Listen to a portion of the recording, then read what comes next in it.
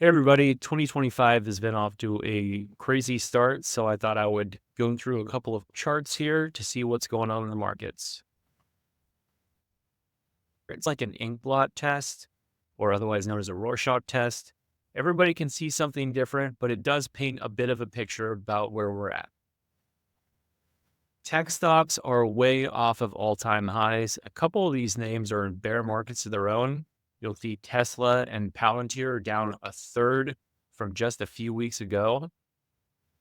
If you've been an investor in these companies for the last few years, you'll remember 2022 was a really rough one. A lot of these companies were down 50% or more during that time. If you've held for a few years, a lot of these companies are still beating the S&P 500 over that time period, and the Mag 7 as a whole is up 71%. It's important to remember that when you buy growth stocks and you're buying future earnings, it doesn't take a lot of disturbance in markets for there to be some speed bumps and big pullbacks. One thing that might keep growth investors encouraged is this chart here from Bespoke, which I thought was really interesting. They overlaid the Netscape release in the early 90s with the ChatGPT AI release that's fueled a lot of the market enthusiasm over the last couple of years. One would gather that there's probably a few years left of legs on this AI trade before things potentially fall apart. Of course, the market is not all about Magnificent Seven. There are 493 other companies in the 500 to pay attention to. A lot of them quietly have been having good years. You'll see that if you own high dividend stocks, that basket of companies is up 7% for the year, and value stocks as a whole are still up nearly 4% from the high water mark a few weeks ago. International stocks have been quietly good for the year, and if you've owned them for more than a couple of years, you are probably very relieved to see them finally start trending in the right direction. They're beating the S&P 500 by almost 9% year to date.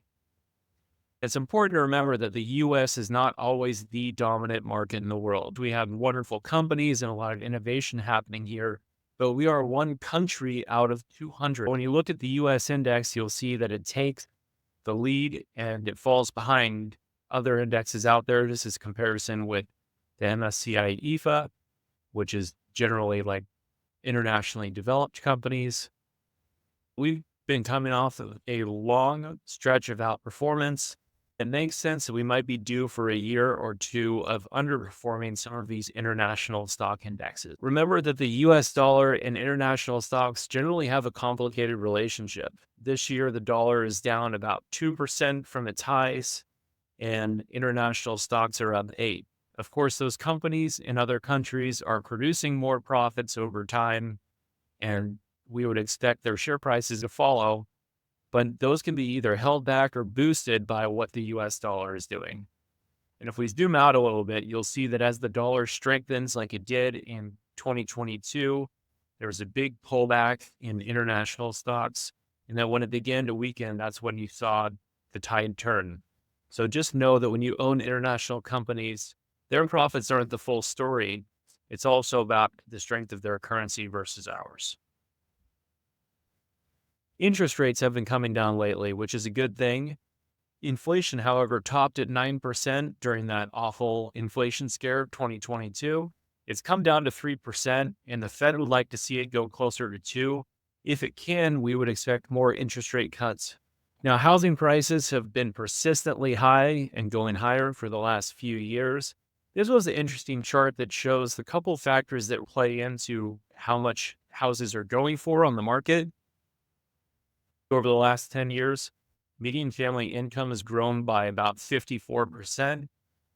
Meanwhile, the dollar's purchasing power has diminished by 25%. People are making more money. That money is worth less. Therefore, the price of homes generally should trend upwards, regardless of what rates have done to this point. Of course, we would love to see mortgage rates keep trending down, but in order for that to happen, the economy needs to be strong and inflation needs to be low.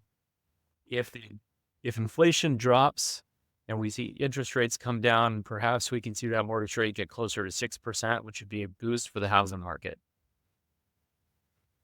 Expectations this year are higher than they have been in recent years. A lot of people are expecting GDP growth and strong earnings from companies. One of the reasons the stock market has had high returns in the last couple of years is because expectations were low for GDP and growth came in a lot higher than expected. Therefore, the market did well. The one data point, if you wanted to look at anything that predicted where stock prices is going, has always been earnings.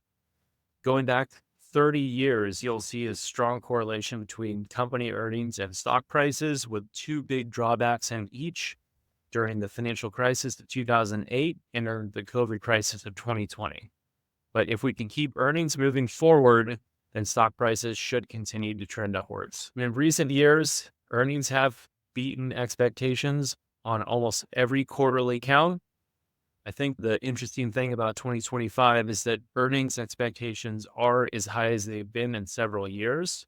So companies are really going to have to pull through if they want to make their numbers and keep their stock prices moving up. Thanks for watching. Joe from Sweeney Michel. You can check out our website and book an appointment there, or give us a call, 530-487-1777. Thanks.